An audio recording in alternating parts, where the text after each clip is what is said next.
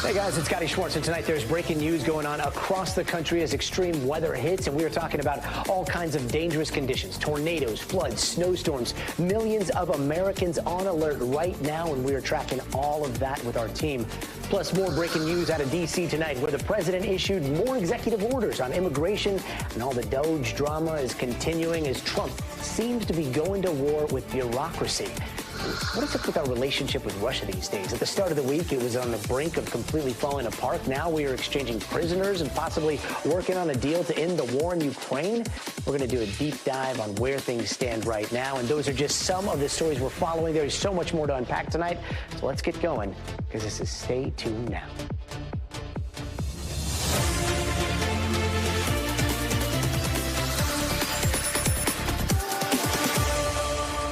And tonight, it is round two of those back-to-back storms impacting millions from coast to coast, packing all kinds of potentially dangerous conditions. We are talking heavy snow, ice, risks of flooding and tornadoes. And right now, parts of the southeast are bracing for those nighttime tornadoes. There's already been a possible tornado spotted in Mississippi a little bit earlier. Meanwhile, more than 70 million people are under winter alerts as this second storm barrels across the Great Plains to the northeast, dumping inches of snow and freezing rain and leaving some people ready for winter to be over. What does it stop snowing? Why is it still snowing right now? Like, look at my car. It's so cold, my car won't a lot. Bro, what is this, bro? And for those that did manage to get on the road in places like Nebraska, it was a mess. Semi-trucks crashing into each other. There's also been more than 4,000 delays at airports across the country.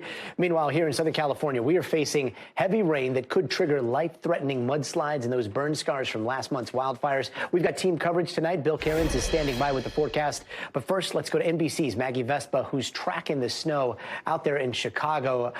Maggie, I'm so sorry. You look freezing. How bad is Chicago looking right now? Thank you.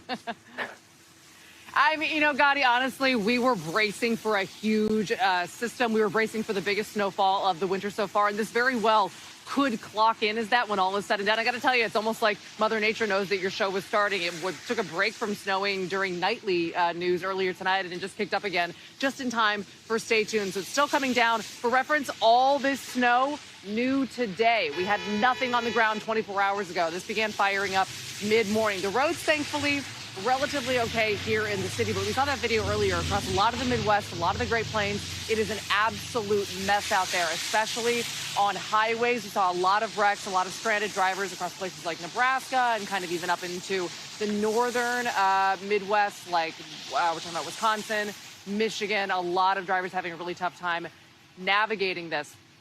At the same time, Gadi, schools are shutting down. We've had dozens across the Chicago area go remote because of this storm. Similar situations in major Midwest cities like Milwaukee and again up into Michigan. A lot of them doing the same thing again tomorrow. Just worried that, as you said, a lot of the system's still firing up overnight.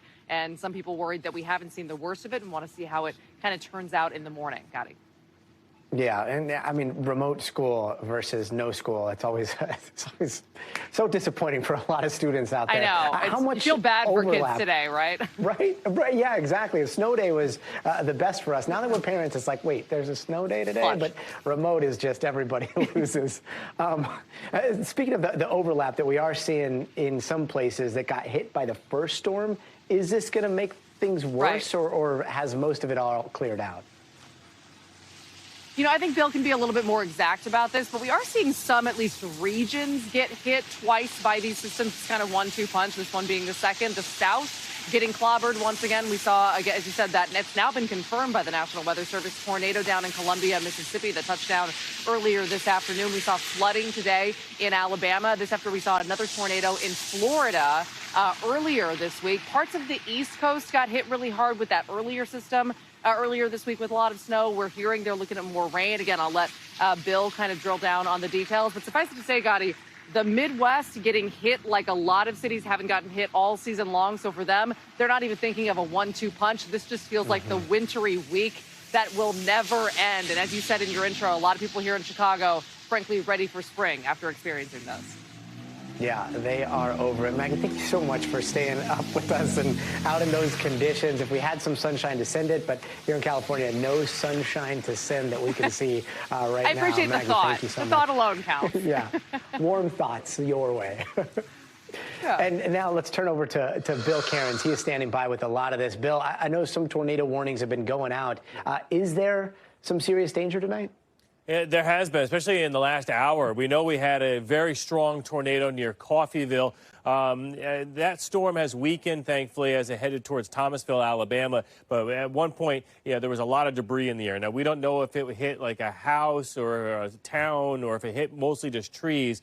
It was in a pretty rural area. So we'll wait and see if we get news on that in the next hour or so. So that's the threat. We do have a chance for some additional strong tornadoes. We have numerous tornado warnings. I'm concerned with this area near Laurel, Mississippi. And this tornado watch will go till 10 o'clock this evening. And we could even get that extended if this line of storms holds together. So here's a closer look. Here's Laurel. This is Interstate 59 going up through Mississippi heading north. And this little hook on this one, this has showed indications that it does have a tornado with it. It's going to be just south here of Quitman. Let's go in and get a closer look at it here. So this is right near Helderberg. This would mostly be on the hail side of the storm. The tornado would be on the south side of Helderberg. Radar indicated, and this tornado warning will continue. Let's slide to the north. We still have rotation on the northern portion of this line, too. This looks like it's going to slide just north of Pennington. Again, another radar indicated tornado. So conditions are ripe right now. All this means is that anytime between now and the next 3 hours, we could see numerous supercell thunderstorms producing tornadoes. And of course, it's nighttime now, so nocturnal tornadoes tend to be more deadly. There's less, once people go to bed, people are less aware of them. Make sure you have your phone and your alerts on, especially as we head these storms that are now in Mississippi as they slide here into Alabama this evening. From Birmingham, especially to Montgomery, this threat won't arrive to you, most likely maybe even towards midnight tonight. So, Gadi, that's the severe side of it. I know you have your concerns, too, in California. Yeah, just looking at that California map. I mean, the rain has started here in Southern California. We are seeing it. It's been sprinkling, been coming down. Yes. Tomorrow seems like it's the real concern, right? What should we be prepping for here? Yeah, today's like a precursory. It's just kind of like getting, a little sampling, if we want to call it that. So this is kind of like the light stuff going through. This is not just, obviously, the big attention is going to be what happens to these burn scars. Do we get these big, huge mud and debris flows? But we're going to see, mud and debris flows far away from, the burn scars. I mean, we have from Red Bluff to Sacramento, San Francisco, all the way to San Diego. There's not many big cities not under a flood watch from this event. Here's the timing. So as we go through this evening, we're watching this coming on shore, especially heavy overnight tonight in San Francisco. As we go during the day tomorrow, look at this. It just sits here. Tomorrow afternoon into early tomorrow evening, it is going to pour. Rainfall rates could be as much as a quarter to a half an inch an hour. And if that's in the mountains, it could be even higher than that. That's where we worry about. It's just too much rain. And if there's no vegetation to hold everything to hillsides together, we're going to get those slides. Everything does pass out really quickly by the time we get to Friday. We just have to get through tomorrow. And it's tomorrow afternoon and evening.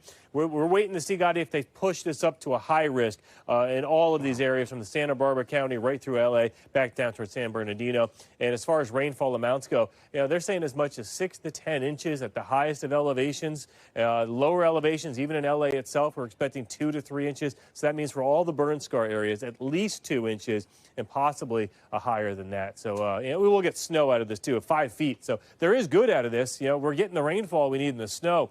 But this is going to be way too much rain too fast. And that's the problem. The last couple of rain events, the hillsides absorbed it. They were okay. But this is going to pour. It's a bad recipe.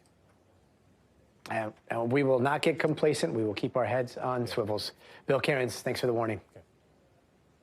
And tonight, the fire on all fronts barrage that we are seeing from the new Trump administration continues. On immigration, the new Attorney General Pam Bondi and the new DHS Secretary teaming up to go after New York for the way it's tried to accommodate undocumented immigrants and asylum seekers. Take a listen to this.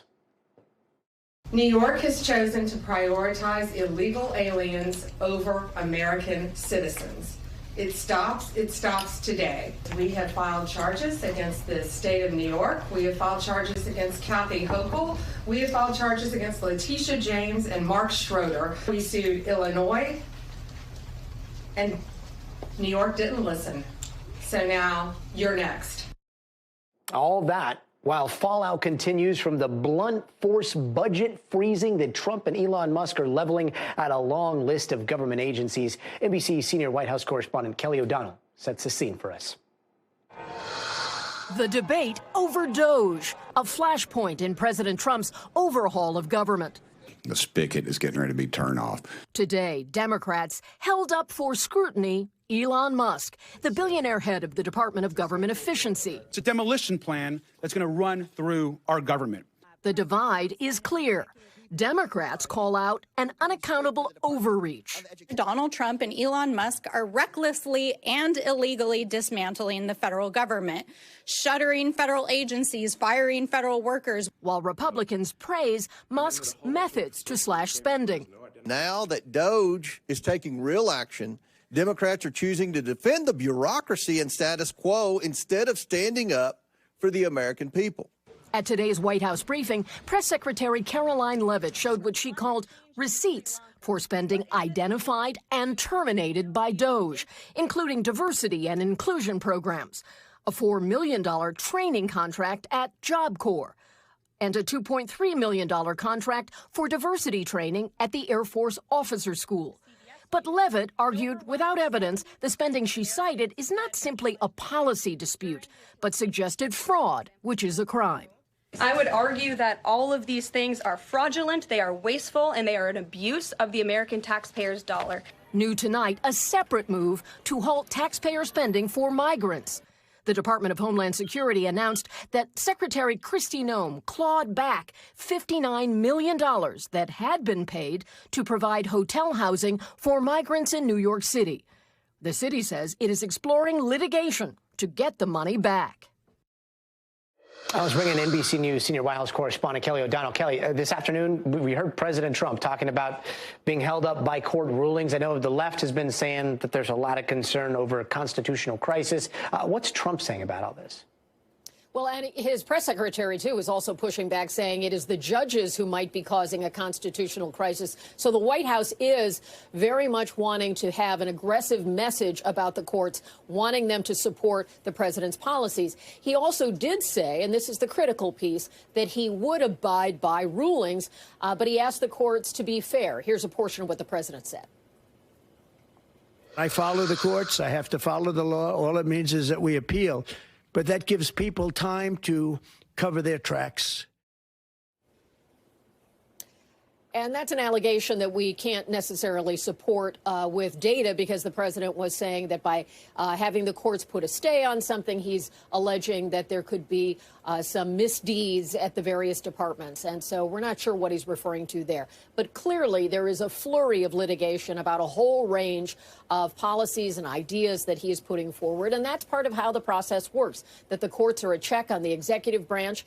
And in some cases, as in the federal deferred resignation program, a judge has lifted the freeze and will allow that to go forward, saying that the plaintiffs, who were the unions for federal public service workers, did not have the proper standing in that case. So that can go forward unless there's other litigation that pops up. Gadi?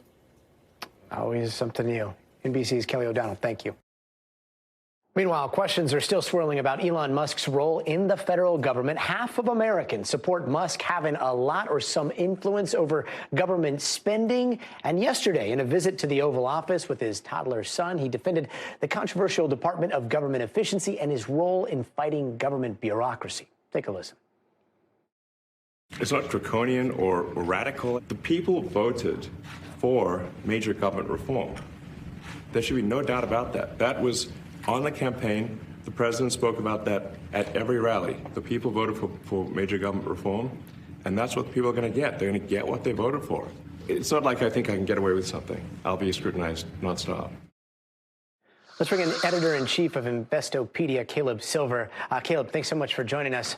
Going back to all this DOGE stuff, this is feeling much more like a government almost at war with itself. You read the headlines, it seems like we're now seeing this new administration with Trump and special government employee Elon Musk on a warpath against almost all bureaucracy. You just look at all the agencies and departments that DOGE has access to right now. So the question is, truly, from a centrist point of view, what is going on here? Is money being saved? Is there as much fraud and waste and abuse as they are proclaiming?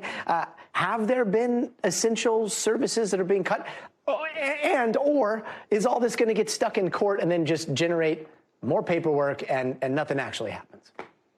D, all of the above, Gadi, because, yeah, there's always been government fraud. There's always been government waste. There's a lot of government contracts out there. The government spends some $7 trillion a year just on supporting services like Medicare, like military and defense, like science, like housing and other initiatives like that. And there's some 205,000 companies that are contractors of the government because we spend about $557 billion on those contractors. So there's a lot of waste in that, and they're targeting DOGE's $2 trillion in spending. They've only been able to claw back about 40 or so billion so far. So there's a long way to go between there and now, but they're looking at nearly every agency. Now there's reports about potential fraud allegations at the Department of Housing, at HUD, and they're looking into contracts, making people at that agency defend those contracts that have gone out, hundreds of contracts over the years, a lot of them related to DEI, but a lot of them related to other services. This has a huge knock-on impact to the contractors and to the employees of those contractors that service the government in this way.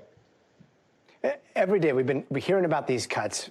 We ask for receipts. Sometimes we get those receipts, and yet it's not like we can dive into the databases of back in the day. I know that there are a lot of freedom of information requests out there, but like just from what we know, there are about 9,000 cuts that the New York Times has reported as of yesterday.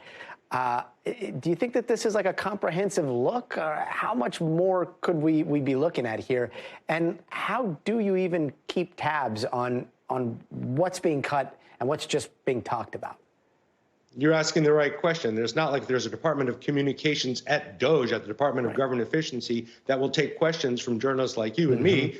We can't actually access the records. They come out and show us what they want, or they post it on Truth Social or X. So it's hard to verify what they're saying, but we do know that they're aggressively looking into a lot of these agencies. And when you think about the knock-on effect of this, if they do shut down agencies or they halt aid at U.S. aid to its contractors, which number in the thousands across the country serving very important purposes and around the world, you actually don't know the knock-on effect until you know it, and we're not going to know it for several months. We were looking at the jobs number the other day, Gadi, and we had a very low unemployment number, 4%. And I told you that's going to be the high watermark. There's going to be a lot of layoffs and a lot of tangential layoffs because a lot of the scrutiny and a lot of these government agencies being shut down or having their funding shut off. Yeah, such a good point. And Caleb, look, going back to the public sentiment thing, like cutting government waste and abuse, that is something that I have heard for years and years from both Democrats and Republicans out on the campaign trail, but never like this. And I know you deal with Wall Street a lot, the ebbs and flows of the market sentiment. But how do you think the public and the markets are seeing this whole public relations battle play out?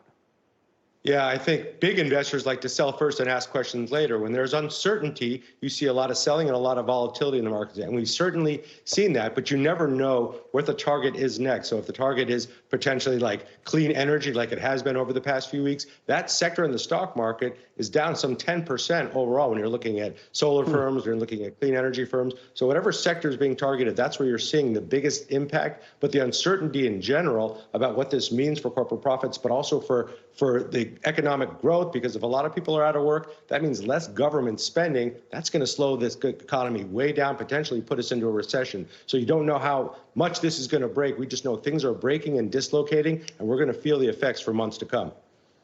Yeah, it's so hard to keep your eye on the ball with all of this chaos. But Caleb Silver, thank you so much for helping us do that. Thank you.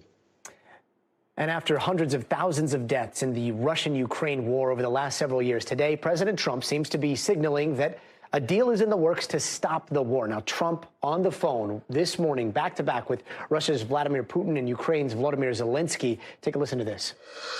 I think President Putin wants peace, and President Zelenskyy wants peace, and I want peace. I'll be dealing with President Putin largely on the phone, and we ultimately expect to meet. In fact, we expect that he'll come here, and I'll go there, and we're going to meet also probably in Saudi Arabia. The first time we'll meet in Saudi Arabia. Now, Trump then said he doesn't really care how the war ends, just that it does. But already the U.S. stance and the relationship with Ukraine seems to now be a moving target, especially after these comments from the new Secretary of Defense. We must start by recognizing that returning to Ukraine's pre-2014 borders is an unrealistic objective. The United States does not believe that NATO membership for Ukraine is a realistic outcome of a negotiated settlement. A lot to process there. Meanwhile, another American was freed today, this time from a Belarus prison. Belarus is Russia's closest ally, and it comes one day after American teacher Mark Fogel was released in exchange for a Russian convicted of money laundering here in the United States. NBC's Gabe Gutierrez joins us now from the White House. Gabe, are these phone calls today a turning point in the war? Well, Gadi, they could be. And that is the hope for the Trump administration and for anyone who's been watching this war over the past almost 3 years now. This could potentially be a turning point in the war. It is going to be the first time that there will be active negotiations between Ukraine, the U.S., and Russia. And it could be extremely significant. You just heard the president saying that he had spoken with both Putin and Zelenskyy today, and they are both trying to reach some sort of peace agreement. The question now will be, what will be the details, Gadi? And the amount of money the U.S. has provided Ukraine in this war has been a sticking point for Trump over the campaign. Today, it seemed like he was almost talking about Ukraine maybe giving some of the money back. Was that hyperbole? How would that work realistically? Well, Gadi, President Trump has been talking about this for a little while now. He says that he wants Ukraine to give back oil and gas and minerals, hundreds of billions of dollars worth potentially, if the U.S. continues to give it aid. He says that the Ukraine essentially has been ripping the U.S. off, and he wants something in exchange for that. And so the president today saying that Ukraine has essentially agreed to that, to give some minerals, rare earth, and oil and gas in exchange for continued aid. Got it.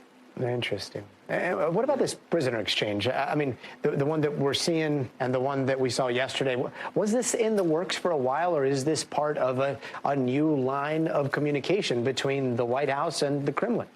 Well, as we understand it, Gadi, this prisoner swap had been in the works for several weeks, but it really intensified over the last 72 hours or so. Now, President Trump's envoy to the Middle East, Steve Witkoff, he's the one that took his private plane over to Moscow. He's actually the highest-ranking senior U.S. official to go to Russia since the start of this war.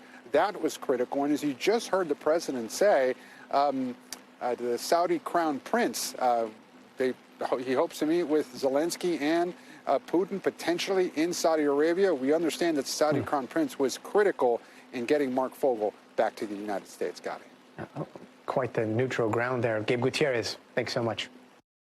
And joining us now is Robert English. He's the Director of Central European Studies at the USC School of International Relations. Professor, thanks so much for being with us. I want to play another clip from Trump's speech a little bit earlier in the Oval Office. Take a listen to this. Do you view Ukraine as an equal member of this peace process? It's an interesting question. I think they have to make peace. Their people are being killed, and I think they have to make peace. That's an interesting question. Like, are we seeing a realignment with Russia relations here? Does Trump see them as adversaries still, as previous administrations have? What's the lay of the land today? I think Trump certainly sees adversaries in Kiev. Right, going back to his Hunter Biden digging up dirt, that whole scandal from the previous Trump administration, and just irritation throughout it, all the criticism he received over that. He has no love for Kiev. Maybe there'll be some created if they start doing deals over minerals, oil, and gas. But no, he approaches this as a great power deal. It's between him and Putin and maybe the Saudis, Chinese, Indians. There'll be some input from others. But the big boys will decide this, and he really doesn't have much regard for the Ukrainians themselves, and I don't think for the Ukrainian president. And that non-answer you just showed reveals it. So you think that when he said interesting question, that's what he was saying? It's almost as if he didn't expect it. Why should I talk to Ukraine? And from his point of view, the point of view of his team, his defense secretary and his Ukraine-Russia envoy, Kellogg, Hegseth, all of them, Ukraine has been an obstacle. They have not been willing, in their eyes, to accept the reality of the situation. They keep clinging to dreams of victory and all kinds of wild reversals that just aren't going to happen. So they're frustrated with Ukraine, and they're sort of reaching over Kiev's head to deal directly with Moscow. That's how I think key Trump officials see it. And it does seem like that speaks to Secretary of Defense Pete Hegseth and Trump both saying that they think joining NATO and getting their pre-2014 borders back is, I believe the term that they used today was unrealistic. Is the U.S. conceding these bargaining chips before the negotiations even start? Because that did kind of surprise me, given the art of the deal. Yeah, that's an interesting observation, given Trump's own philosophy of negotiations, but also what most of the Washington and Brussels establishment have been saying. Why say this in advance of negotiations? The answer to that is, most people have understood this, at least insiders, well-informed people analyzing the war and the diplomacy of it. They knew that Ukraine is not getting into NATO anytime soon, not because of the United States, but because a lot of other NATO members who would have to be unanimous don't want to see it. So in their view, admitting this openly was just admitting something that Putin already knows. As for other aspects of the potential deal, yeah, it seems odd to put all your cards on the table, but I think that there's already been quiet diplomacy back and forth, and Hegseth was just making very explicit the brutal terms of the deal with Ukraine that most people have seen emerging over the last 6 or 9 months anyway. Ukraine has just lost all leverage. They're on their back foot. They're retreating slowly. Their economy, their society, the rates of desertion, of corruption, they're just weaker every day. And I think the Trump people just think it's only going to get worse. Let's do the deal now. Again, in a very strictly business kind of way, without a lot of emotion or concern for the humanitarian or legal side of what caused this war. And you were just talking about the other NATO allies that may not want Ukraine to join NATO. And then you got to wonder, about who's going to step up to fill the void of funding when the U.S. leaves or doesn't give that funding to Ukraine, as Hegseth has talked about today. Are there NATO allies or are members of the EU that are going to step up, or are a lot of them just going to see this as like a turning point in all of this and kind of go from there? The NATO establishment, the leaders of the European Union and of the NATO alliance in Brussels, would of course step up. They have plans to fill the gaps and keep the aid flowing. Unfortunately, they're in a precarious position because many of the publics in European countries are turning further right-wing, further isolationist. Elections in Germany are looming, as you know, and everywhere the sentiment is, we are in a recession. We cannot afford this. We can't even afford continued aid to Ukraine at current levels. And the billions, hundreds of billions required to rebuild Ukraine after the war, that price tag just keeps growing. They're kind of at a loss to know what to do, and they're afraid that transatlantic solidarity will just crumble when you see more and more Viktor Orbáns elected in different countries. So some of those European leaders themselves are not saying it openly, but maybe some of them quietly are saying, I'm glad Trump is doing this now because I don't see another outcome. Victory is not in the cards. And the longer this war goes on, the larger the price tag on us. And now that Trump is dumping all of that expense on the EU, all the more reason to do a dirty deal, to hold your nose and to stop the killing now and work on reconstruction. That's what we need to spend our money on. Wow, quite the reality check, Professor. Thank you so much for joining us. You're welcome. And here are some other headlines that we're watching tonight. The Education Department is calling on college and high school organizations to take away records and titles held by transgender women who competed in women's sports. The department is sending a letter to the NCAA and the NFHS to, quote, restore awards to female athletes. The NCAA recently banned trans women from competing in women's sports, and shortly after President Trump's executive order called for that change. And eggs You already know this. Eggs are the most expensive they have ever been. The average price of a dozen is now at an all-time high of $4.95. Not in California. They're like $7 where we shop. Let's jump in over 15% between December and January, according to the Bureau of Labor Statistics. Along with inflation, a sweeping bird flu crisis is behind all of it. And in response, some major grocery stores like Trader Joe's have placed a limit on how many eggs you can buy. And new key details on the Titan submersible implosion from 2 years ago. The U.S. Coast Guard unveiling a 20-second audio recording of the implosion. The clip recorded about 900 miles away from the site of the incident, offering a little bit more information on specifically when that implosion took place. And NASA announcing its next mission to and from the International Space Station. The 4-member Crew 10, that launch is now headed for blastoff in March. Crew 9 will have a handoff once Crew 10 lands on the space station, and that crew will come back to Earth. And he is the new standard of perfection. Monty the Giant Schnauzer wins the top prize at the Westminster Kennel Club. He beat all 6 other finalists of his breed in that prestigious dog show contest. And our big congratulations to that big old schnauzer. Don't go anywhere. We are just getting started. Up next, there is a renewed debate over regulating AI, and it involves Kanye West and Scarlett Johansson. We're going to explain next. Plus, could California, I don't know, break off from the United States and join Denmark? Probably not, but we're going to take a closer look at something that's circulating out here. That's all just ahead, so stay tuned.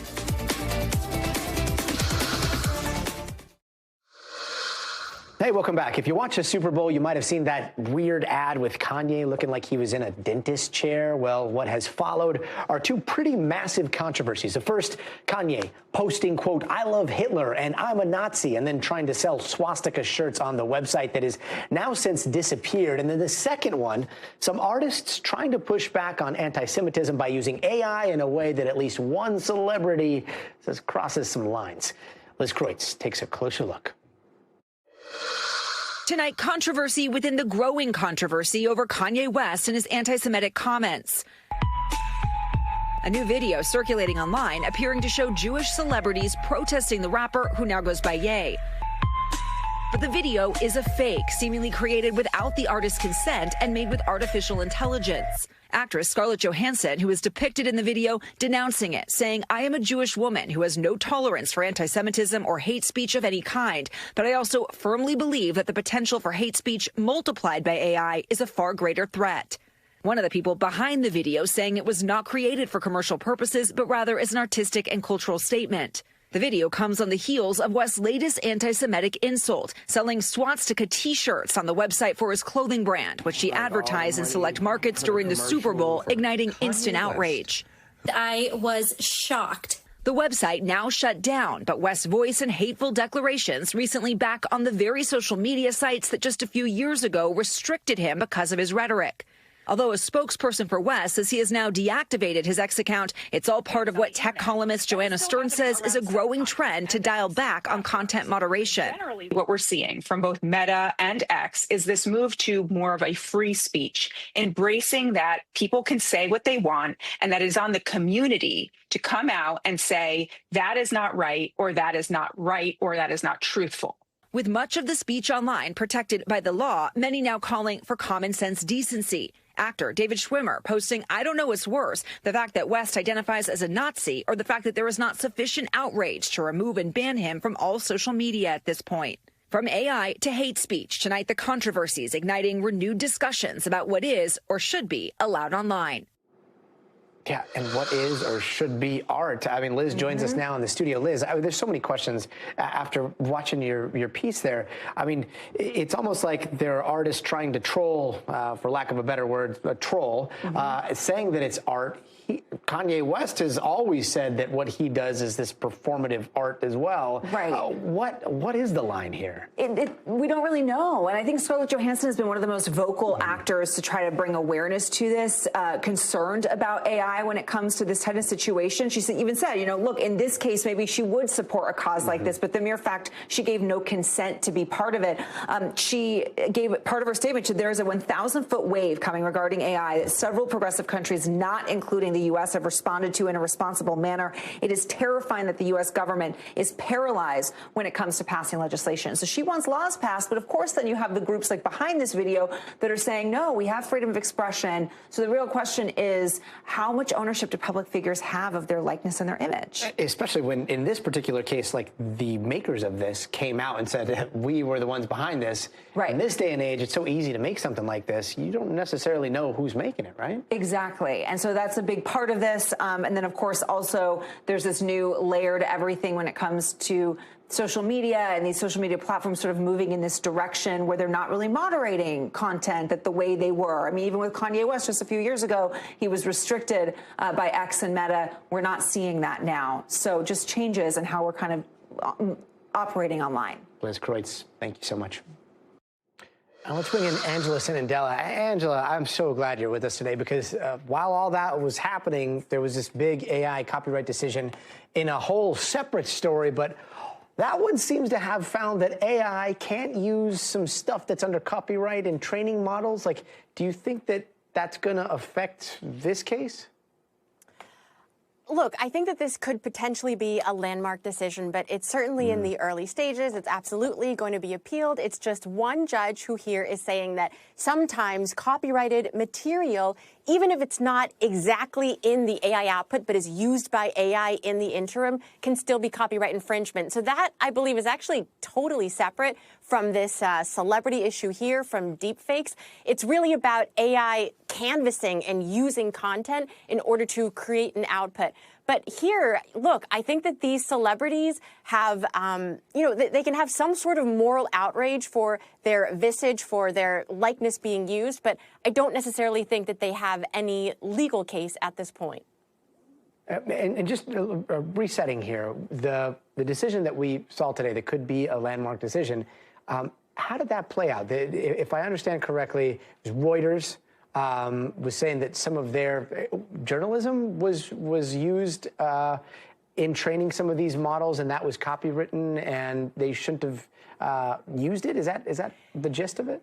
Yeah, so it's pretty complicated and actually is very legal. So it comes down to legal head notes that are used in this bank, this repository of opinions, and whether or not when a legal startup was using that, then summarizing it, if that itself was copyright infringement. And it's a big deal because up until this point, AI companies have been so adamant that they can just use any data out there and just survey it and use it to train their models, and it's not copyright infringement. The legal terms you hear here are like transformative or fair use, that because it goes through the algorithm and comes out the other side, that it is not copyright infringement. But this judge really made a big statement in saying that, no, sometimes it really can be infringement if what turns out at the end, that output, even if it doesn't mirror the input, if it's competitive. So that's the real issue, if it could possibly cause financial harm to whoever created that copyright and owned it in the first place. Yeah, much more to come, I'm sure. Angela Sinandela, thank you. And coming up, the U.S. has its eye on buying Greenland, right? And now Denmark says not so fast, or we would like to buy California. Yeah, those are real stories, I promise. We're going to explain what the heck is going on there. But first, you got to see this. Rock legend Paul McCartney gave a surprise show in New York last night. Fans lined up in the snow and tickets sold out in 30 minutes. The lucky few who got to cram inside that venue got to see the classics like Hey Jude and Blackbird. McCartney's pulled this stunt before, so keep an eye out for the next time. We'll be right back.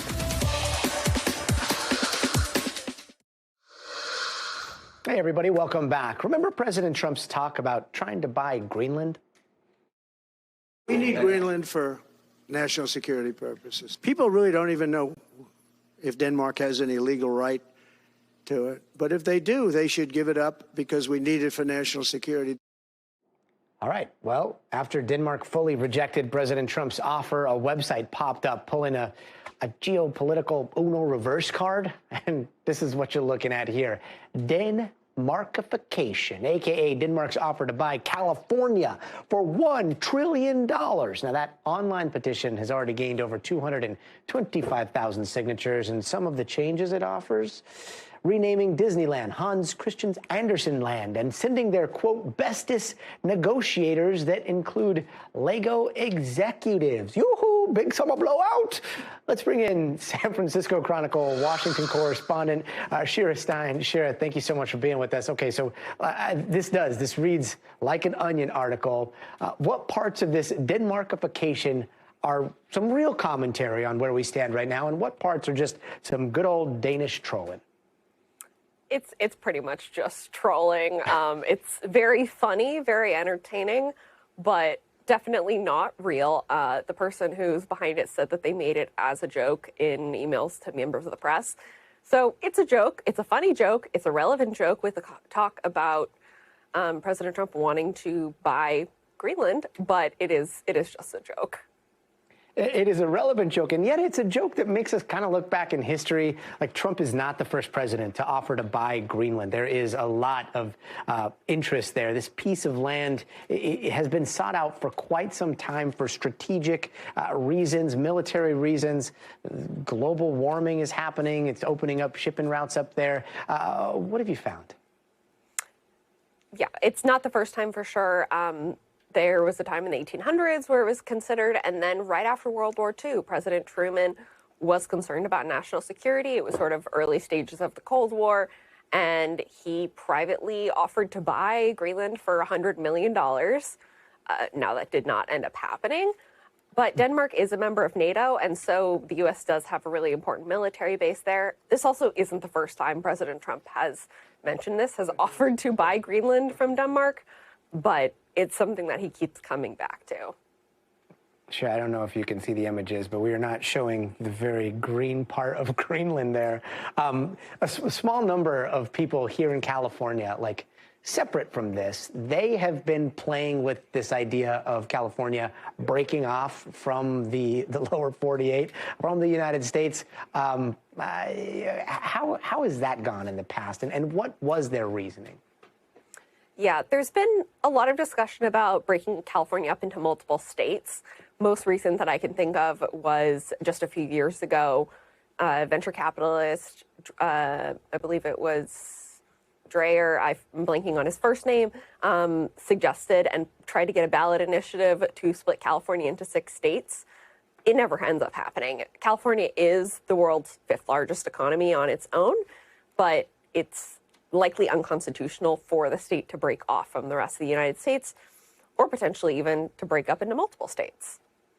Yeah, the world has enough going on right now. Shira Stein, thanks so much for joining us. Thanks for having me.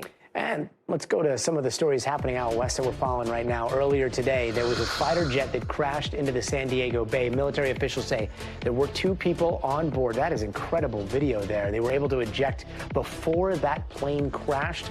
Luckily, a charter fishing boat was nearby and jumped into action to pull the 2 survivors out of the water. The pair were taken to the hospital, but officials say they do seem like they're going to be okay. Now, the cause of that crash is under investigation.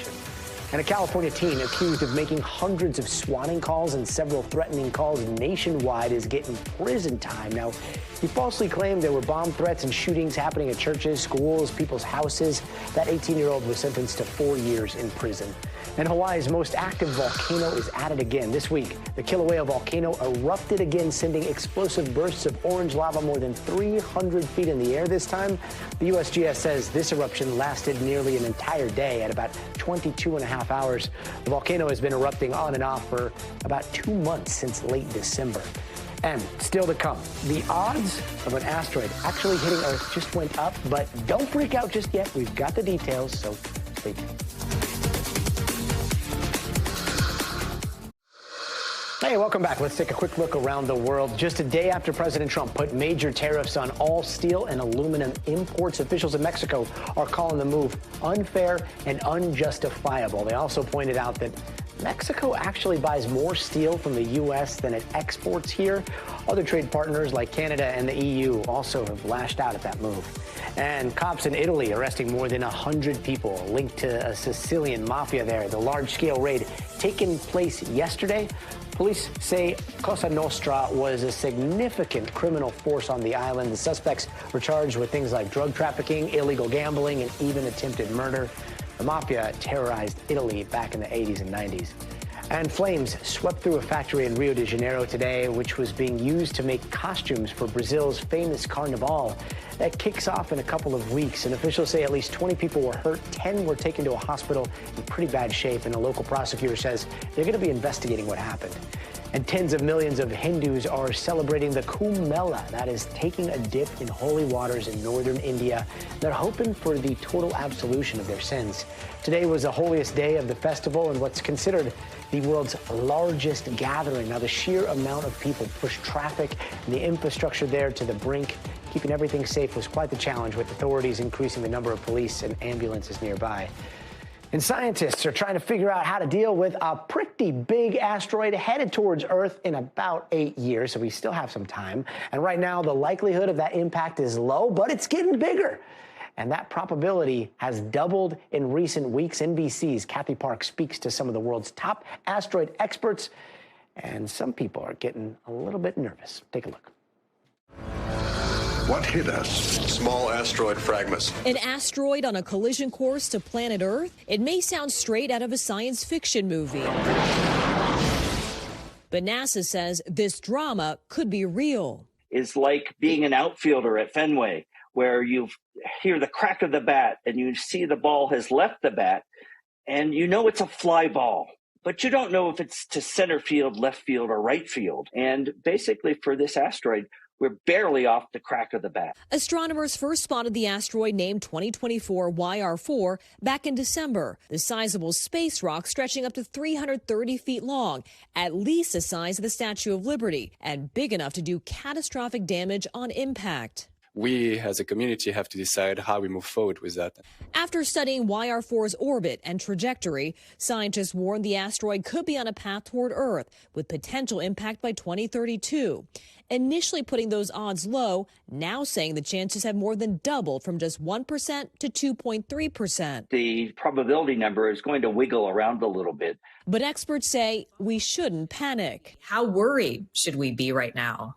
This is an object that merits tracking by astronomers, merits our attention, and that's simply what we're doing. So what could it look like if we hit rock bottom? Well, YR4 is about the same size as a meteorite that created the massive Barrier Crater in Arizona 50,000 years ago. In 1908, a similarly sized asteroid plunged into Earth's atmosphere before exploding over Siberia. Witnesses reported massive forest fires and millions of trees flattened for miles. At some point, a large asteroid killed the dinosaurs, but that kind of event only happens every few 100 million years. And the asteroid we're looking at right now would only cause very localized damage. In 2022, NASA successfully proved it could change the trajectory of an asteroid using a spacecraft called DART, something that could be useful if YR4 starts heading too close. For now, the massive space rock is traveling away from Earth. In April, telescopes will get their last chance to spot it until it comes back into view in 2028. So it's a race against the clock for experts to study its every move, because when YR4 is back in our sights, it could be too close for comfort. Yeesh. Don't look up until 2028, I guess. Before we go, it is time for the future of everything. You know those vapes that you see people using all the time? Well, what happens when they're finished? Instead of just becoming waste, one person came up with a very cool solution. We're talking to him next, so stay tuned.